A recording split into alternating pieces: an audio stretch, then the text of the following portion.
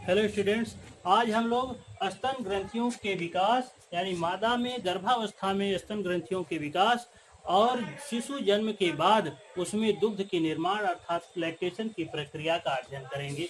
गर्भावस्था में प्लेसेंटा से स्रावित होने वाला HPS hormone, HPS means human placental somatomammotropin hormone, यह क्या करता है कि स्तन ग्रंथियों के विकास को प्रेरित करता है। 3 महीने के बाद जब प्लेसेंटा का निर्माण हो जाता है तो इससे स्रावित होने वाला एचपीएस ह्यूमन प्लेसेंटा सोमेटोमेमोट्रोपिन हार्मोन स्रावित होता रहता है और धीरे धीरे स्तन ग्रंथियों का विकास होता रहता है। और इसी प्लेसेंटा से स्रावित होने वाला एक हार्मोन जिसे ईस्ट्रोजन हार्मोन कहते हैं, यह क्या करता है कि स्तन ग्रंथियों को दुग्ध निर्माण के लिए तैयार करता है और साथ ही यह प्रोलैक्टिन हार्मोन के स्रावण को कम करता है। यह प्रोलैक्टिन हार्मोन एंटीरियर पिट्यूटरी से स्रावित होता है, पिट्यूटरी ग्लैंड के एंटीरियर लोब से स्रावित होता है।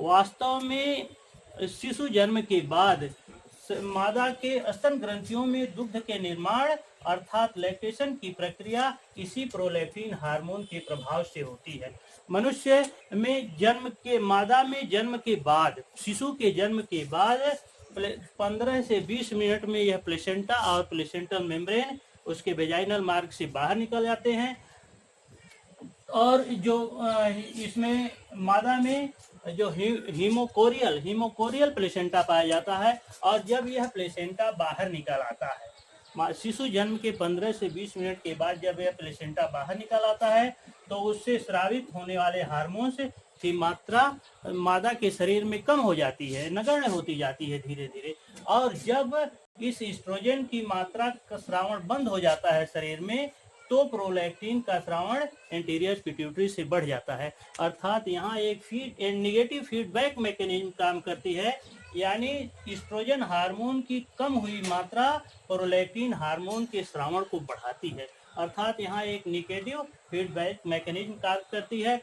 और गर्भावस्था में स्तन ग्रंथियों का विकास और उसमें लैक्टेशन की प्रक्रिया, दुग्ध निर्माण की प्रक्रिया और स्तन ग्रंथियों से दुग्ध के स्रावण की प्रक्रिया अर्थात उस मिल्क का इजैकुलेशन, यह सभी एक हार्मोनल कंट्रोल में होता है।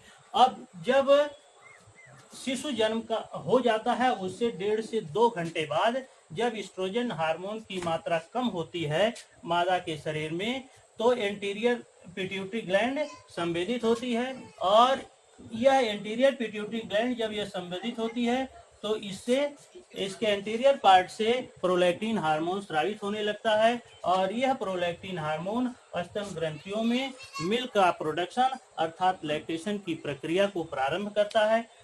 और स्तन ग्रंथियों में दुग्ध निर्माण को ही लैक्टेशन कहा जाता है जो प्रोलैक्टिन हार्मोन के प्रभाव से होता है। और सर्वप्रथम जो स्तन से दूध निकलता है उसको कोलेस्ट्रम कहते हैं, उसको कहा जाता है कोलेस्ट्रम। यह कोलेस्ट्रम सामान्य दूध की अपेक्षा काफी गाढ़ा होता है और इसमें एंटीबॉडीज की मात्रा बहुत अधिक होती है। इसलिए माँ को चाहिए कि अपने बच्चे को, अपने शिशु को प्रथम स्तन्य अर्थात यह जो कोलेस्ट्रम जिसे हिंदी में आप खीस कहते हैं उसको अवश्य स्तनपान कराना चाहिए, उसे अवश्य पिलाना चाहिए।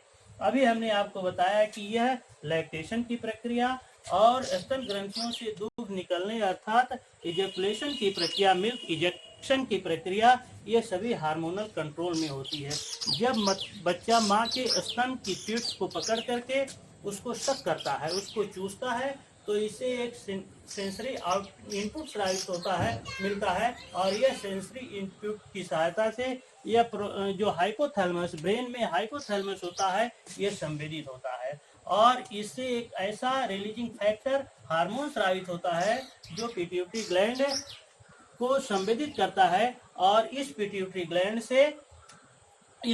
ग्लैंड के पास्टीरियर लोब से, इसके पास्टीरियर पार्ट से ऑक्सीटोसिन हार्मोन स्रावित होने लगता है। यह ऑक्सीटोसिन हार्मोन की टारगेट सेल माता की स्तन ग्रंथियां होती हैं तो यह ऑक्सीटोसिन हार्मोन स्तन ग्रंथियों की मांसपेशियों में संकुचन पैदा करता है और जब संकुचन होता है तो स्तन से दूध बाहर निकलने लगता है, इस क्रिया को मिल्क इजेक्शन अर्थात दुग्ध स्रावण की प्रक्रिया कहते हैं। उसी समय साथ ही यह जो एंटीरियर पिट्यूटरी होती है यह भी संवेदित होती है हाइपोथैलेमस से निकलने वाले रिलीजिंग फैक्टर की सहायता से।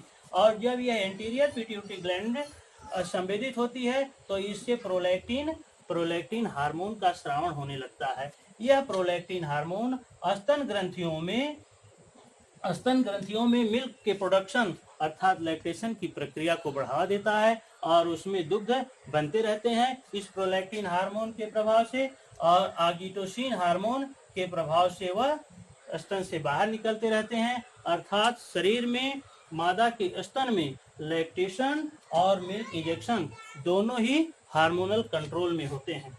और बच्चे के लिए जो दूध है यह एक पूर्ण पोषक आहार है, तो माँ को यह चाहिए कि बच्चे को स्तनपान अवश्य कराएं, उसकी पोषकता उससे बनी रहेगी, उसमें बीमारियां कम होंगी और उसको एक पूर्ण पोषक आहार भी मिलता रहेगा।